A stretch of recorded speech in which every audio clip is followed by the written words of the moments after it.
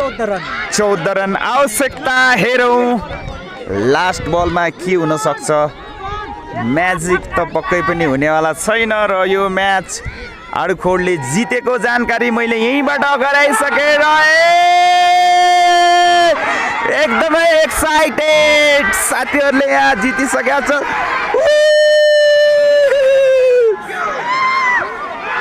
र आडुखोडले यो दोस्रो पटक सुपर 6 जितेको छ साथीहरू है।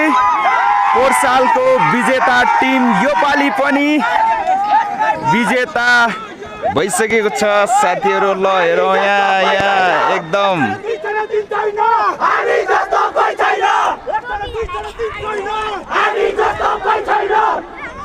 हेरौँ ल वरिपरिको